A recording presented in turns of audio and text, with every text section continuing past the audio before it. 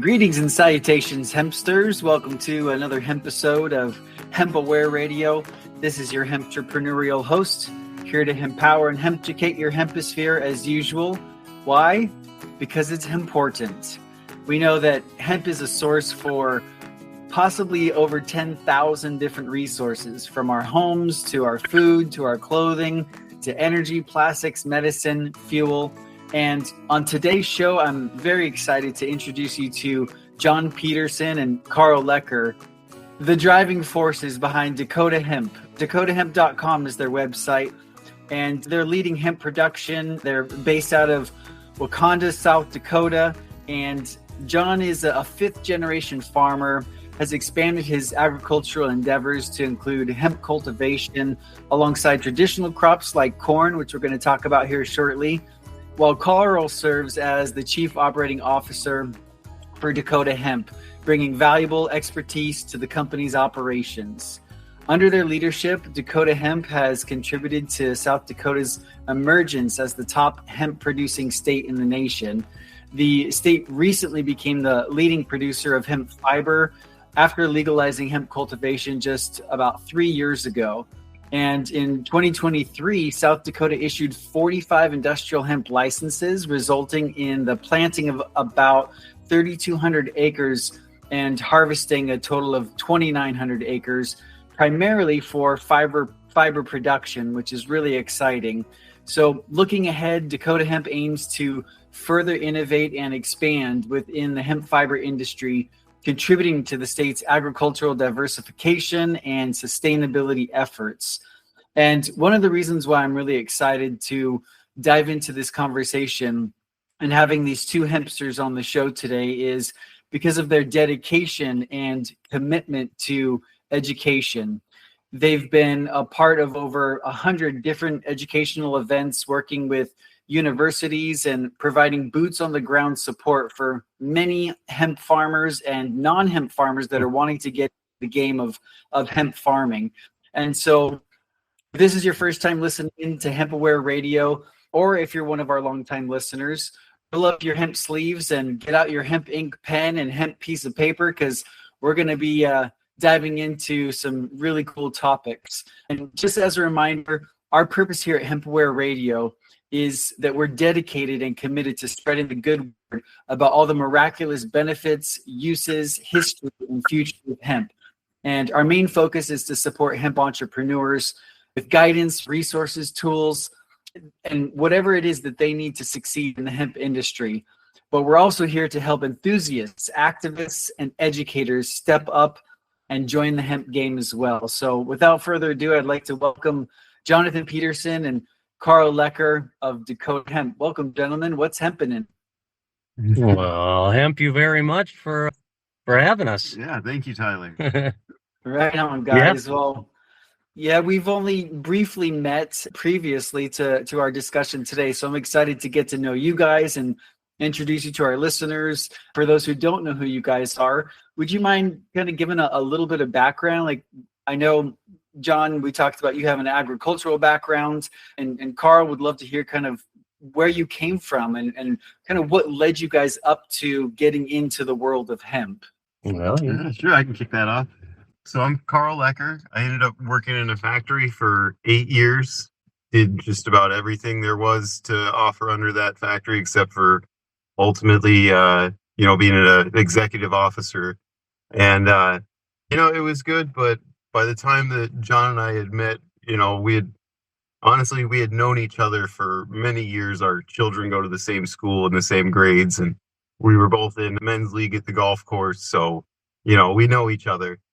But John had an idea where he wanted to get into the hemp industry, particularly the fiber side of the industry, getting a decorticator. And I'm guessing that other people around the golf course had kind of mentioned my name, tossed it out there. I'm not only a hemp enthusiast, but also a marijuana enthusiast of types. So, there's a little, I guess, passion behind it as well, if you could say that. But anyway, so my background in the factory kind of gave me insight into lean manufacturing efficiencies, kind of just overall procedures, what we would do in what kind of cases. So yeah, that's kind of what brought John and I together. Very cool. How about you, John? What's your background? Fifth generation farmer? Yeah, so I was a farmer. I've been farming for about 15 years. When hemp finally became legal in South Dakota, we were actually the 47th state to legalize hemp. Our first growing year wasn't until 2021. And I attended a growers meeting that spring put on by the very beginning South Dakota Industrial Hemp Association. Ken Meyer kind of headed that up. He's now running a decorticating plant up in Winfred, South Dakota, complete hemp processing. A little shout out for him. But so I grew about 40 acres of dual purpose hemp my first year, and about 3,000 plants of CBD our first year. But anyways, that was our first taste into it. I knew that stuff grew phenomenally well, the grain and fiber, but the nearest place to take the bales were Montana at I&D Hemp or South Bend down in Kansas. So those two traveling bales that far doesn't make it feasible for a farmer. So then we looked into what it would take to put up a processing plant and visited a few locations, talked to family members, and a couple of years later here, we've broken ground and we're ready to start putting up our processing plant.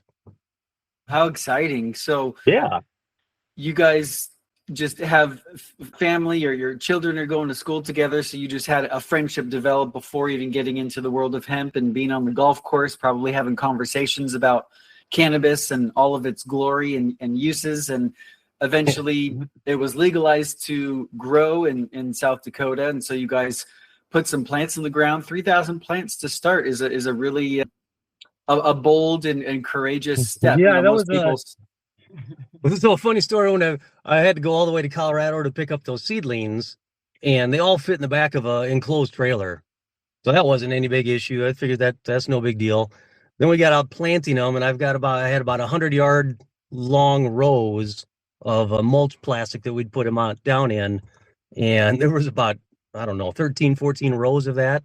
And they didn't seem too big until started doing logistics as they started getting about knee high, waist high. And I said, oh boy, we're to head height. Yeah, we got some issues here. We're going to need some help. And that's when I turned to Karl and I brought him out.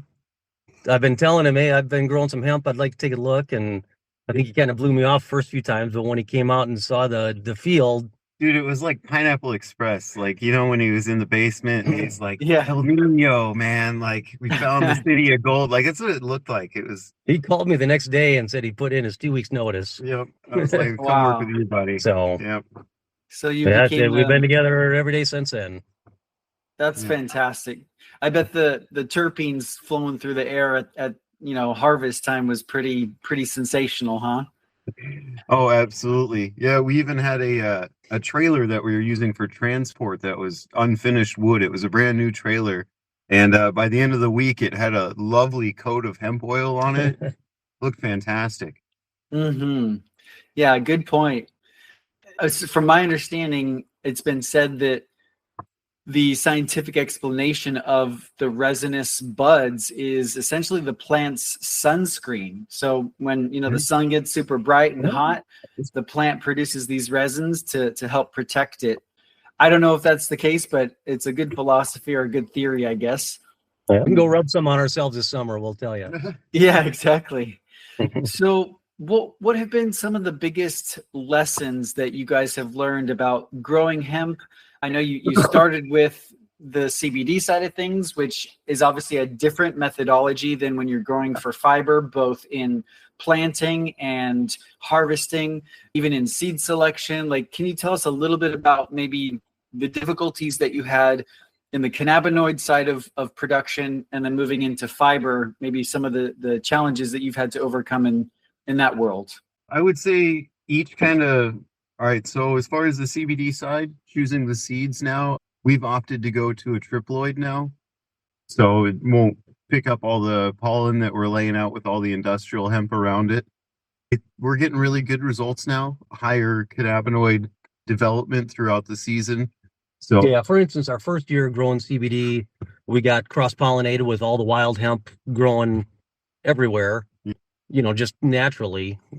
And we ended up with about, an 8% CBD tops and seeded variety. And now once we went to the triploids, what are we up to now? Yeah, I'd say we're getting closer to the 20% CBD. For those that don't understand triploid, what does that mean? So there's I'd say there's three different types. There's a diploid, triploid, and a quiploid. The quiploids have 4 parts of genetic material. The diploids have 2 parts. The diploids and quiploids can reproduce together. However, the triploids are prone to only reproduce with other triploids. So most of the time when they do reproduce, they don't make an actual viable seed. It'll just be like a white, immature looking seed instead. Interesting. You can see why I called Karl, right? Yeah. Passion, I guess.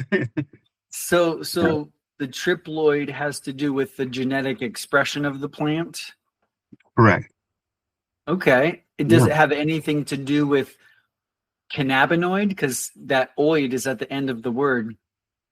Well, so I guess the way we put that is once that plant either takes on pollen, it's either going to resist that, or once it starts to put on a seed, it's going to focus all its energy on putting that seed on, and your bud is going to be nothing. Yeah. So it just bypasses that and kind of makes it sterile. Almost. It's like the higher development of the cannabinoid is almost like its way of trying to reproduce. It's like putting out pheromones almost. Yeah. So the longer that we can keep her from actually having reproduced, the greater the cannabinoids will get. Gotcha. Okay. Yeah, that was something we didn't learn until about year 3. Yep. Right. So. What were some of the other things that you guys learned that you maybe share with other farmers that are considering becoming a hemp farmer, whether it's for cannabinoid or grain and fiber production? What's kind of some advice or things to look out for when getting into this industry? Manage your expectations would be first. Start out somewhat small and take it from there. Don't jump in whole body first. Dip a toe or maybe up to your ankle. But yeah, that I'd say, man, get your contracts lined up on your sales on the back end, where your product is going before it's going in, because it is still a relatively small industry. Spots are limited for pretty much every processor. So yeah. As far as John and I go, we end up having test plots each year. So, we'll do, say, 7 to a dozen different varieties side by side in a field just to see what grows best.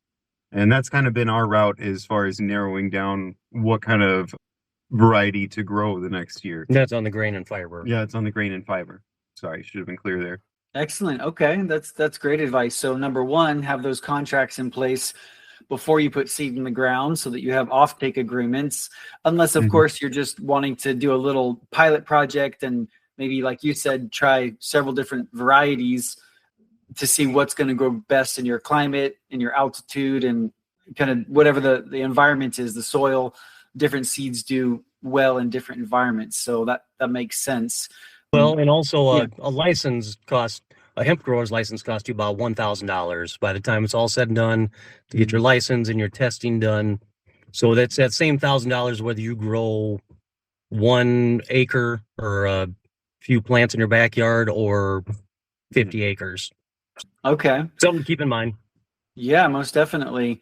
Not to mention, do you have the right equipment for maintaining the plants? Like in your case, when you're growing for fiber production, how do you maintain the irrigation and just the upkeep as the plants are maturing? What does that look like? Well, one of the neat things about this is once it's in the ground, it's pretty much on cruise control. We don't see it again until harvest.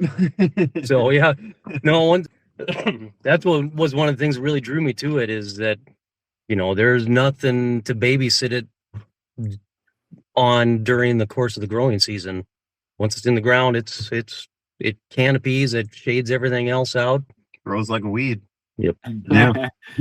That's what they say, right? So Yeah. does that mean that you don't even have to water it? You just let nature do its thing, essentially? It takes, I mean, you obviously need water to grow everything, At the but beginning. it takes less, I'd say about a third less rain than a corn crop does to make a mature, viable plant. Yeah. And And while what it's does still, I was going Go to ahead. add, while it still has a pretty deep taproot, it doesn't quite do the as much erosion as like a sunflower would Right. So it's not as harsh on the soil. on the soil. Yep, correct. Hmm.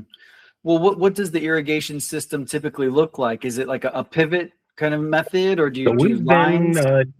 pretty much every farm that we've dealt with, every farmer that we've dealt with, like you were talking about the 100 growers or about the 100 growers meetings that we've put on. Throughout that time, we've gotten, last year we were up to over 40 some growers in the state. No one has put it under a pivot because it's still that new of a crop. That's where the corn and soybeans go and the other crops go is under the pivots, not the experimental crops. But we did have some farmer down in Nebraska, Marshall Peterson. I'll give him a little shout out. He put, I think, 90 acres under a pivot this year, and he had good luck, and he's going to be growing again next year too. So Awesome. Okay. so So no, for the most part, we're all dry ground, and this yeah, stuff grows very well on dry ground. what is the soil quality like?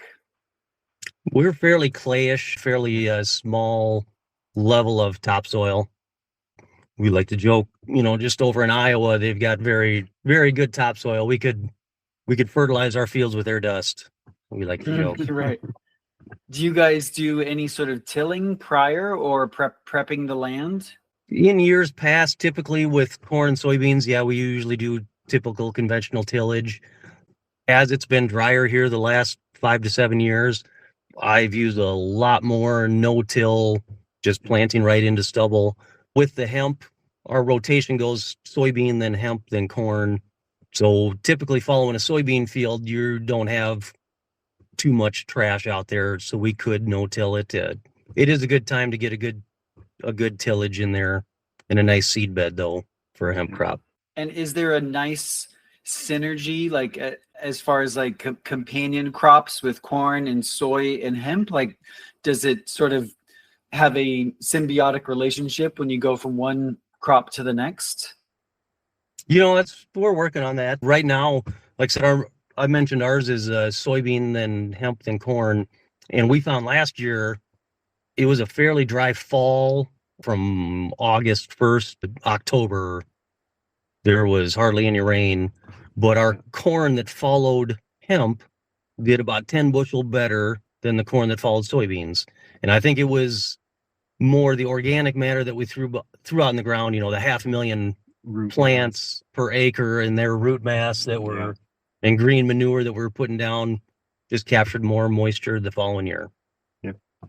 Gotcha. So kind of help maybe just fix a little bit more nitrogen or other compounds that helped the nutrient profile of the hemp crop. And that's something we're excited about too. This year, I mean, you can talk to any corn, soybean farmer. They haven't planted a untreated seed for quite a while. Your organic guys, some do, but most conventional guys, those seeds are treated, coated. They've got some inoculants on there to, affix some nitrogen down on the roots. And we're just now starting to play with that with some hemp varieties. Some companies are starting to play with some inoculants that we think are really going to help our yields and potential with this crop too. Well, can you dive a little deeper into that? What is an inoculant? How does that work? That's above my pay grade to tell exactly what it is. But I know we put it on our soybeans for years, and it makes nodules on the roots, and those nodules then suck up more nitrogen out of the ground. So it better utilizes. So it's like maybe like a mineral compound, or like kind of like something that's just sprayed or washed with the seed. Yeah, some of them are dry that just it's a powder that goes onto your seed as it's in the planter. Some you coat the seed with it in a tumbler, like a big industrial cement mixer, think. But Gotcha. Yep. Cool. So one other question related to the farming side of things, then I'd love to get into like the the business of hemp and the markets and the industry growth and all of that. But you shared a couple of things to kind of be aware of to avoid getting into this industry. But what would you say are some of the other common mistakes that new hemp farmers make and how they can avoid them, other than not having contracts and some of the other things that you mentioned? What else would you say are mistakes that people make getting into this? So make sure you buy a good certified seed. That makes a big difference as far as keeping your THC levels, into the regulation zone below that 0.3% THC threshold. Yeah, we like to say don't get your hemp seeds off of Temu. Yeah. Buy it from a reputable dealer and someone you know. Gotcha. I'd say another big one is don't wait until the last minute to have your crop tested. In our state in particular, they give you a 30-day window after testing to get done with your harvest. So, you should bring them in the earlier the better, just to make sure that you're just fine and good to go when it's time.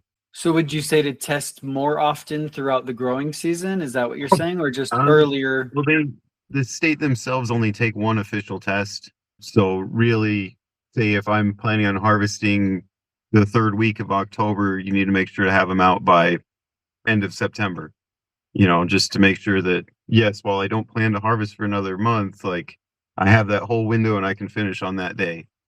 And so that's kind of one of the things that I would recommend. Okay, so in other words, once you get that test, you have 30 days to harvest after that test?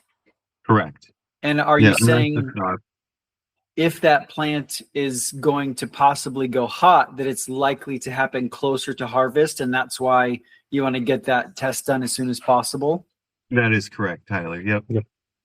And you can send your own tests in throughout the year too if you're nervous about it too. They don't cost very much. They're about $75 for a quick cannabinoid test on them. Gotcha.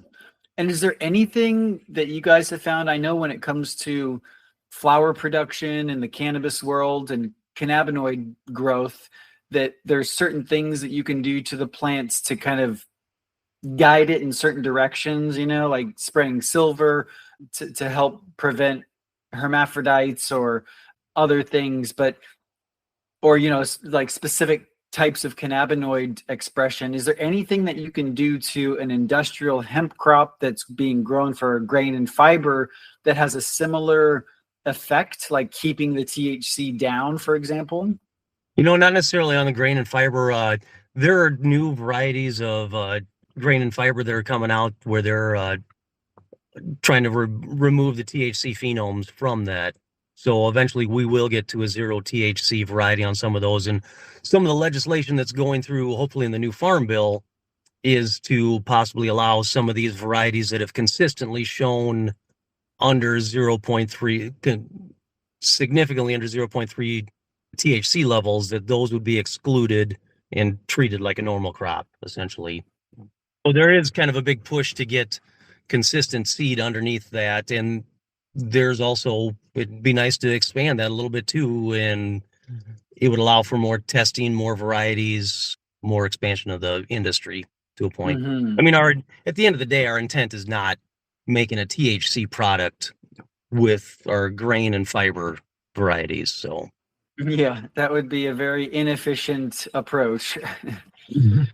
So kind of shifting gears and getting into like the hemp fiber market and industry growth, you started out in cannabinoid CBD production and you shifted gears to go into the fiber side. What inspired that change and shift in direction? I'd say it was John going to a meeting, and I think Andrew Bish was, I don't know if you know him, from Bish Enterprises. He was hosting a meeting, I think, that John was attending.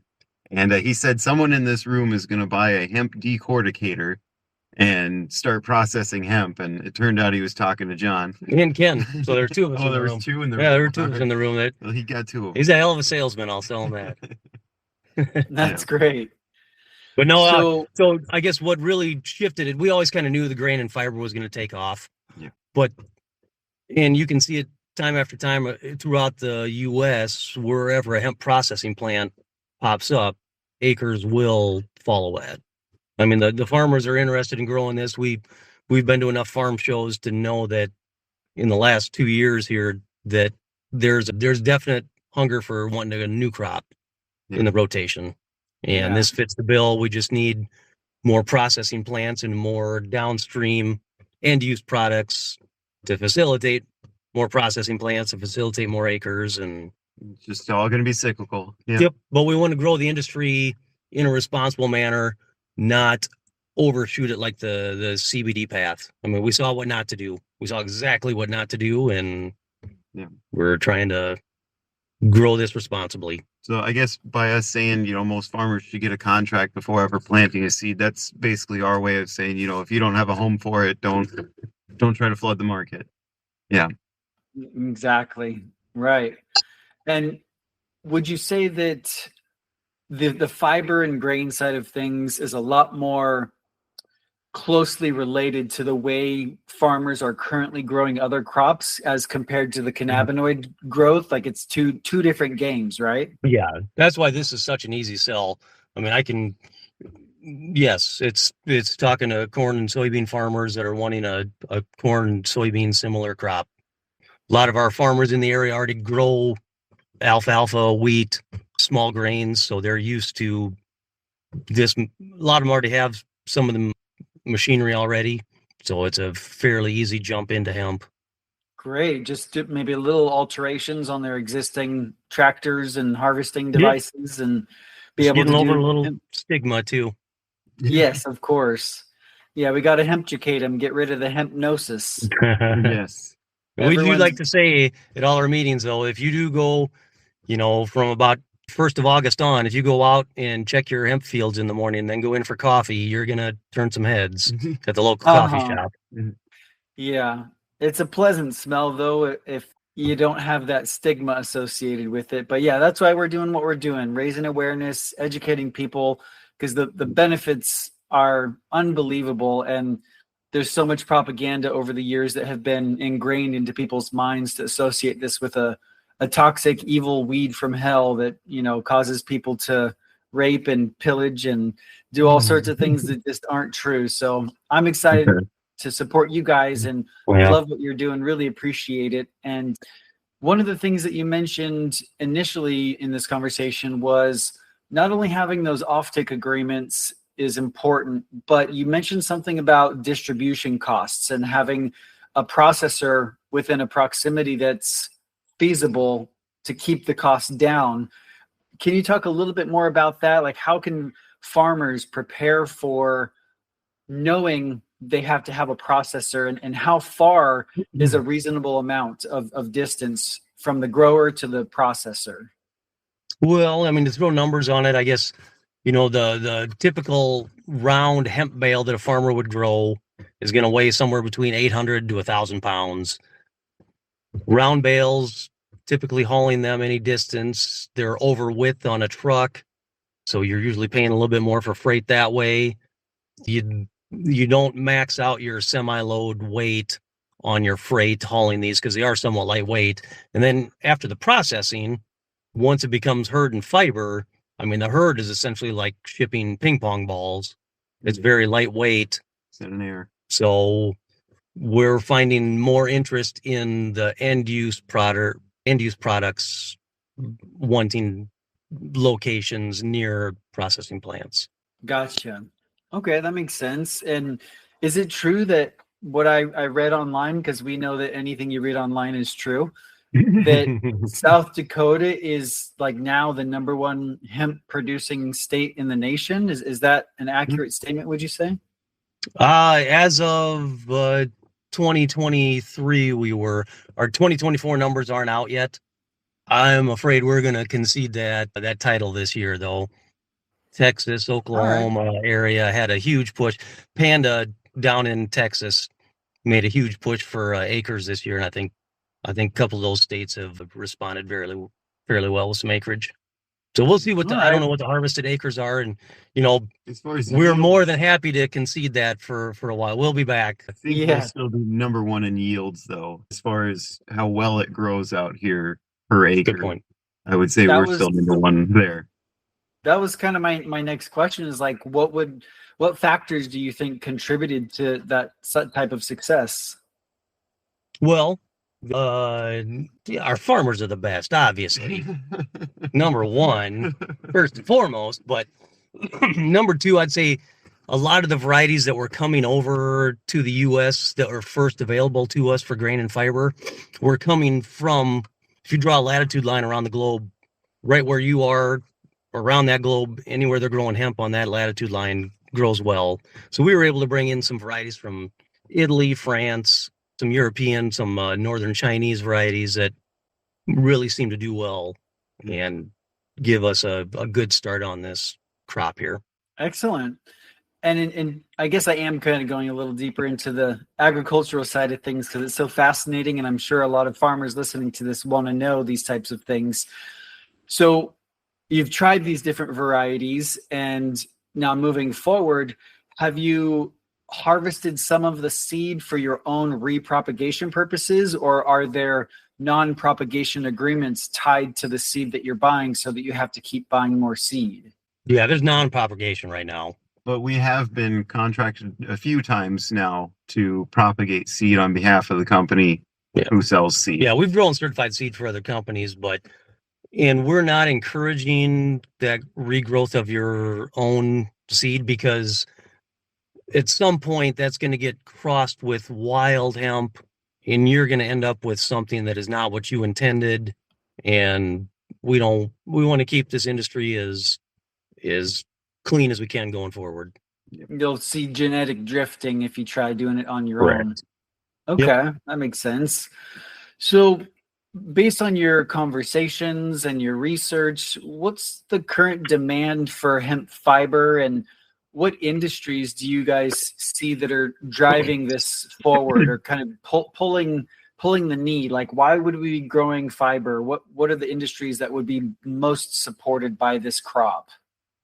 So there's two parts that come off of the hemp plant. You have the outer string part, that'd be your bast fiber, and the inner core, which is your hurd.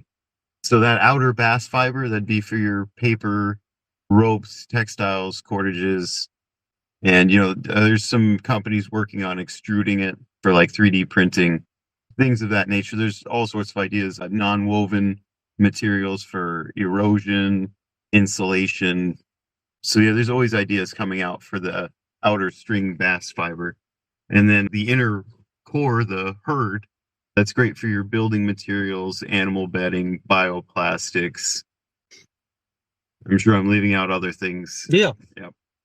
No, we're just, as we're just getting ready to start, well, we can do a walk around here in a little bit, but as we're just getting ready to start our production facility here, we're starting to ramp up, making contacts and calling for sales. I guess I would say the lack of awareness in the fiber industry that hemp fiber was even a product. A U.S. hemp fiber was even a product. It was not out there. So as we're making a lot of introductions here, we're finding a lot of interest, to be honest. Yeah. Hopefully down, in the Carolinas, it seems like there's a very good textile boom almost. There's a huge group of textile people out in the Carolinas. Yeah.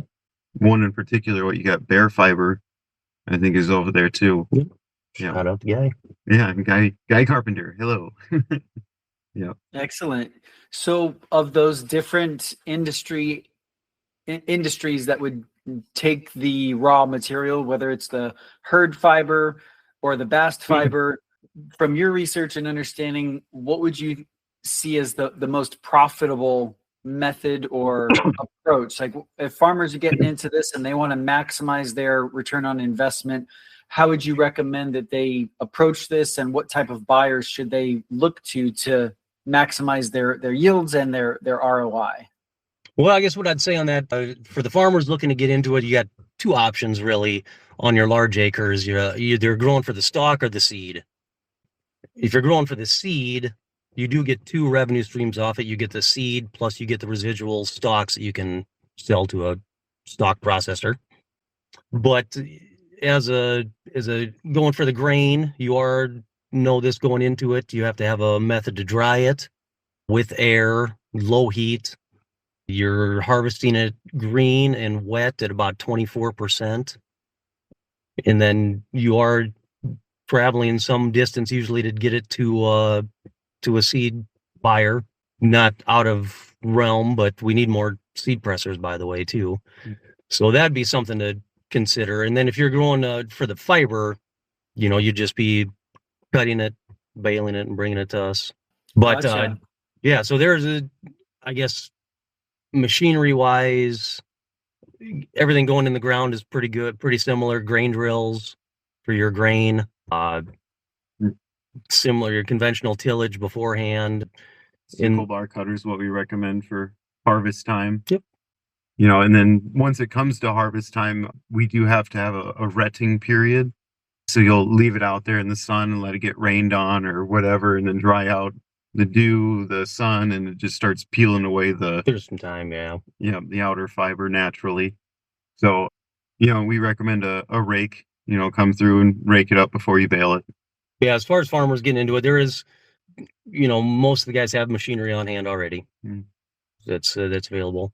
But as far as the products you were talking about in the end use, what we would love to see here, and we've been talking to some hempcrete block companies that are looking to put a hempcrete block facilities right here or nearby where the herd is.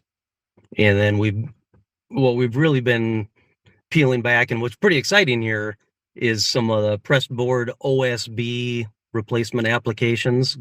So maybe some pressed board pallet materials, those type of simple, ready use out of our raw material products. It would be ideal in our area. Yeah, most definitely. In the 20 plus years I've been in the hemp industry, the most exciting thing for me over the years is having discussions about the building materials that can be sourced with hemp. As far as the environmental friendly nature of it, like I believe the building industry is the number one most toxic industry in terms of waste byproducts going into our environment from all the packaging and the carbon output and just that sort of I can talk to toxicity. anybody that sniffed the California fires and they can tell you what they smelled. Yeah, right. So to kind of shift gears here before we do a little walkthrough of the farm, you guys have a business. You're obviously in this to make a profit. You want to make the world a better place, which most people that get into the hemp world have a place in their heart for people, planet, and profits. And so when it comes to running a business, you guys need to get sales. You need to have these offtake agreements. And you have a line of CBD products. So you obviously have some level of understanding of what it takes to market your products, sell those products, find people that are interested in buying those products. And so can you share with our listeners that on the end side or the downstream, once it's been harvested and processed and turned into a finished product, now we have to get those products into people's hands. What does that look like for you guys? What methods of getting your products out there have you taken, and what has worked, what hasn't worked, and where do you see kind of the most effective ways or suggestions that you can share with others that are getting into this world that want to sell products? Well, that's a good question. You're looking at the sales team right here. Honestly, it's a lot of just leaving your mind open to it all the time. Like, take for instance, we'll get in contact. Neither of us are trained, professionally trained salespeople, by the way. No, it's just a tactic that we're taking. But so we'll get in contact with these companies, try to get in contact with anybody in the R&D department. Say if it was 3M, for instance, we have a guy that wants to make bioplastic things, but he doesn't have a product that he can make profitably. So my idea was, hey, maybe we can make those tape dispensers out of bioplastic, and it'll break down in the landfill. It'll seem like 3M's maybe being a little more eco-conscious. It's good for everybody.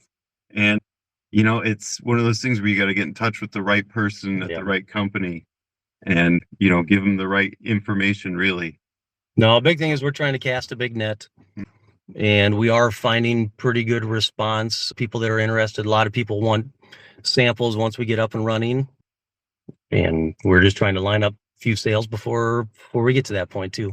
So John how do actually, you I was going to go say, ahead, John Carl? actually stumbled onto a pretty good list. There was a guy on YouTube that has a Made in America channel that John subscribes to that, he found a yeah, did a lot of. I whole mean, list found of a lot of. companies that we could call just to kind of get the word out there about hemp, Didn't realize how many made in America products there were still. Yeah. So That's good news. Yeah. Well, with all the political changes, I mean, hopefully, while it does have a negative effect on imported products and prices going up, hopefully it will increase the more locally manufactured and grown and sourced products. So we can hope for the best for that. But as far as your method of outreach, are you just picking up the phone and calling these people? Are you sending emails, reaching out on social media? How does your I'd say outreach look? the best way has been a call so far.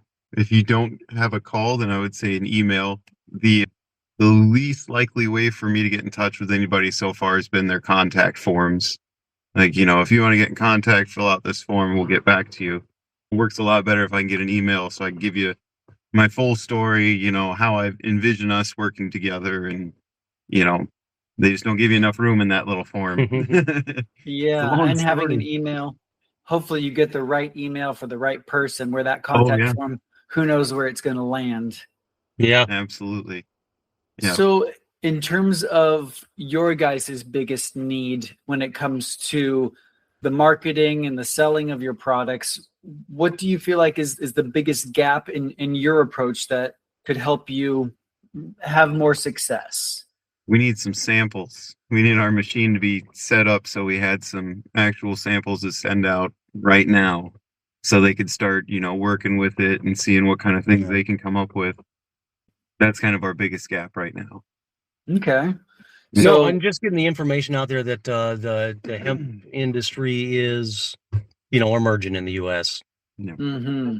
And just trying to get connected to the right people that are currently using it. Absolutely. And so the first thing is just the most effective method for you guys to land deals is picking up that phone, getting in touch with the right person, and just presenting your story, what you have to offer and the benefits of it.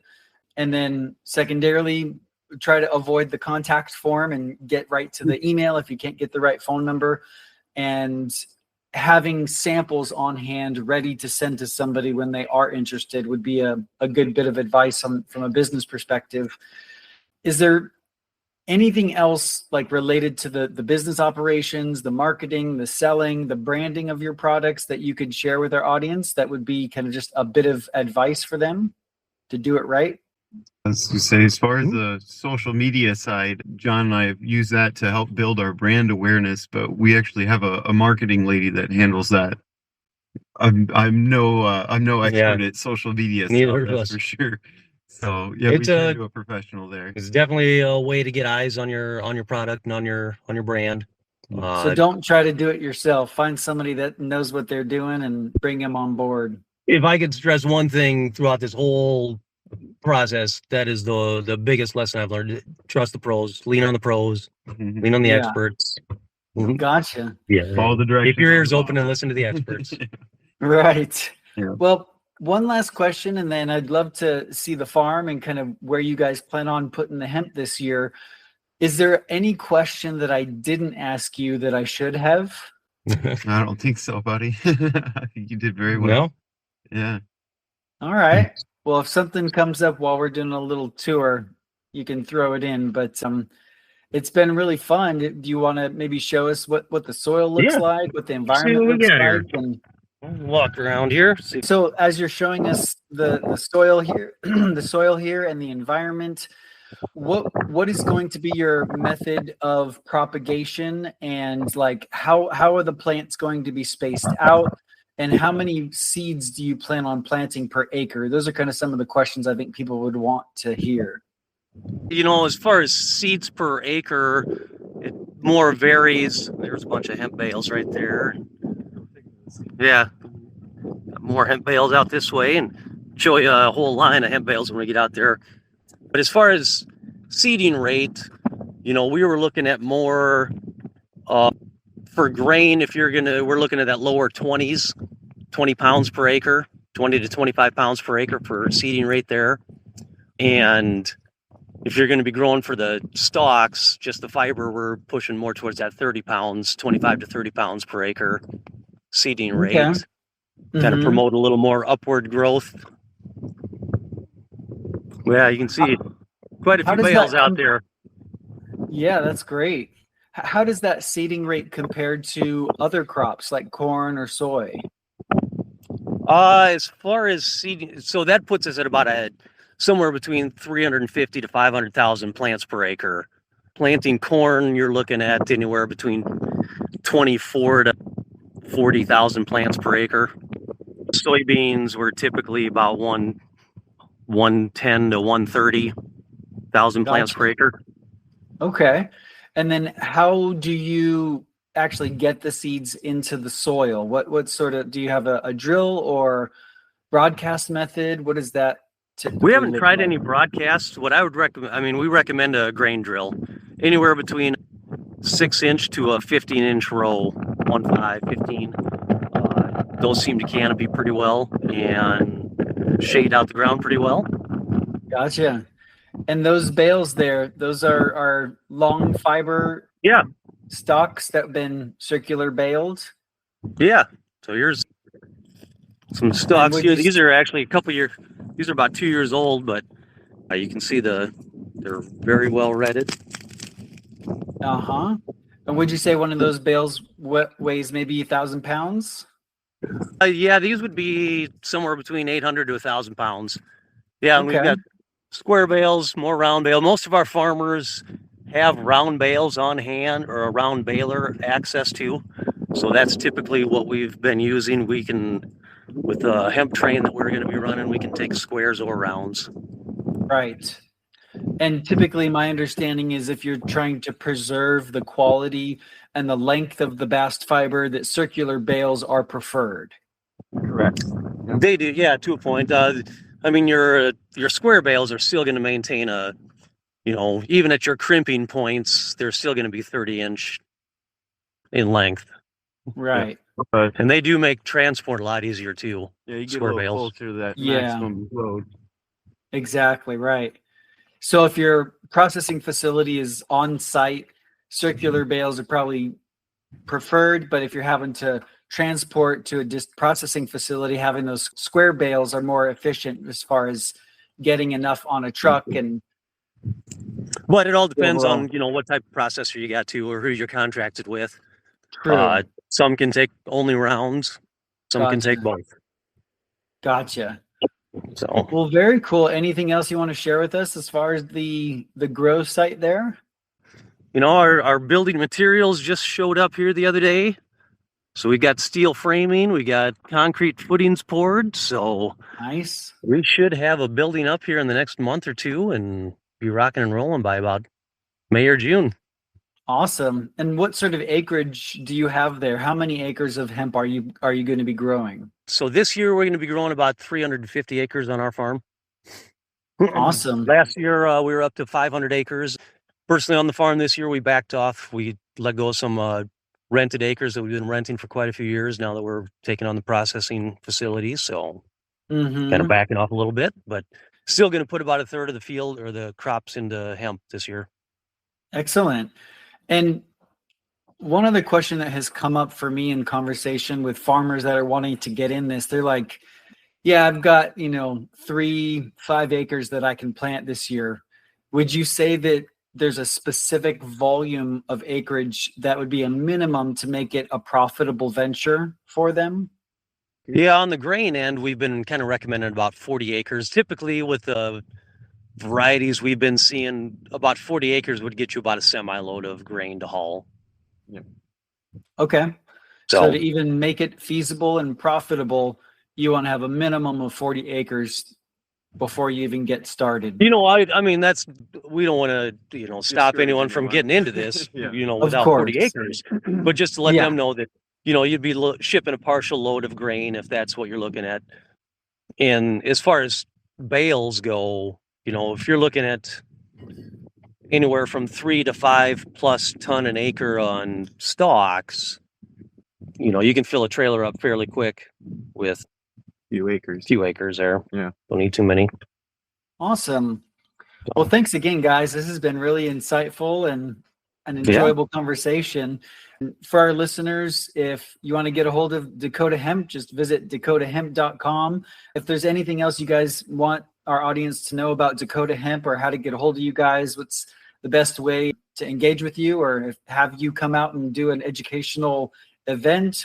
What's that process look like? How can they get a hold of you?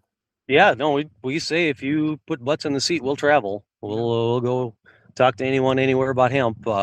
You could reach out to us. We just gave a presentation at Morningside University yesterday to their ag department. Big shout out to them. They're the first university in our area that has finally brought us in to actually hear about hemp. So awesome. But no, reach out to us, either John at Dakota Hemp or Karl at Dakota Hemp. It's Karll. And we can send you any of our presentation materials. We're happy to share that along whatever we need to do to spread the word. Whatever helps the industry. That sounds great, guys. Well, thank you everyone for tuning in to another hemp episode of HempAware Radio.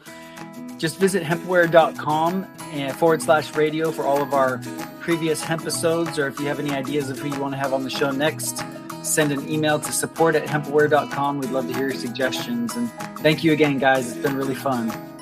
Thanks for having us. Thank you. Tyler. You have a good one, buddy.